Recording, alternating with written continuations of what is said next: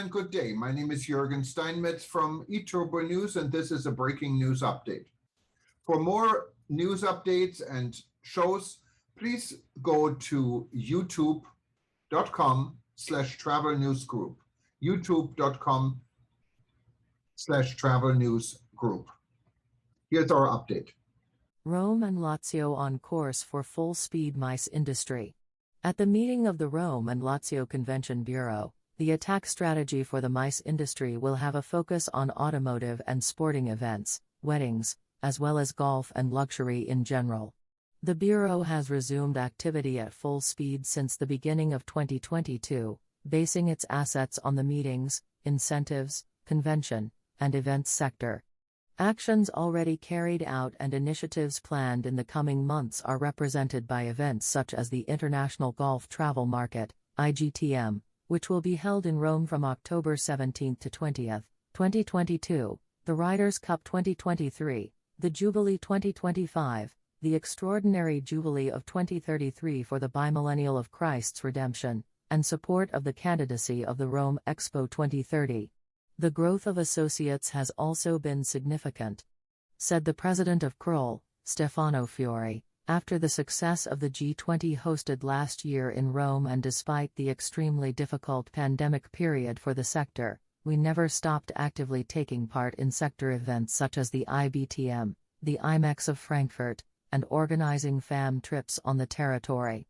Today, we are facing many promising signs, from the opening of new luxury hotels of iconic brands such as Bulgari, Mandarin, Hyatt, Six Sense, Rosewood, Orient Express, in Rome, to a renewed collaboration with the reference institutions, the Lazio region, and the municipality of Rome from PNRR, government financial support, resources aimed at the tourist revitalization of the capital to sporting, musical, and cultural events of the first magnitude. Unrepeatable conditions and opportunities to reposition Rome and its regional territory at the top of the ranking of the meetings industry and beyond. This goal is shared by the Counselor for Tourism, local authorities, urban security, local police, and administrative simplification, Valentina Corrado, who observes, "We are pursuing an investment strategy focused on new tourism segments such as automotive, wedding, luxury, and paying attention to the major events we will host." The synergic work started with the Convention Bureau Rome and Lazio, and Rome Capital, but also with the companies and the protagonists of the supply chain according to a public-private partnership model, which will allow us to strengthen the promotion of the tourist offer of Rome and Lazio in the international markets and to facilitate their marketing. Equal determination was shown by the Counselor for Tourism, Major Events and Sports of the Municipality of Rome, Alessandro Onorato, who highlighted how the role of the Rome and Lazio Convention Bureau will now be fundamental. It must become the pivot of a winning and well-articulated team.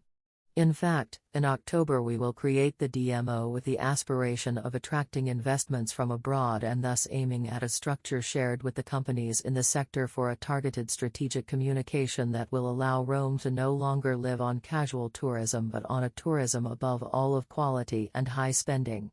During the Kroll meeting, Raffaella Pasquini, marketing manager of Aeroporti di Roma, then intervened and confirmed the excellent trend of the last few months with a strong recovery in passenger flows, especially from North America where there is an offer of seats even higher than 2019, and remembering the opening of the new Pier A of 70,000 square meters with 23 new gates and a duty-free of 3,000 square meters, the largest in Europe.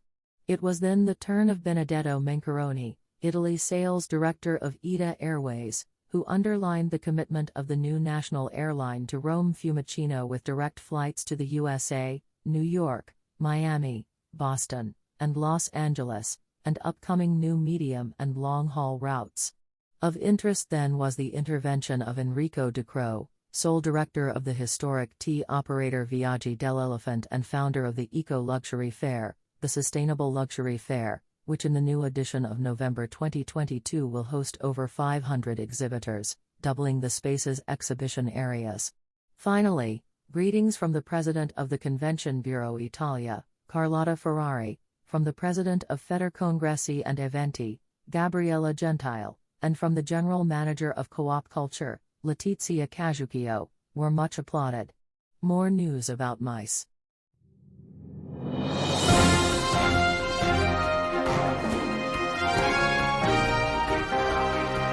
Thank you for listening to our news update. There's more on youtube.com/travel news group, or you can read us, of course, in going to our news portal at eTurboNews.com or travelnews.online.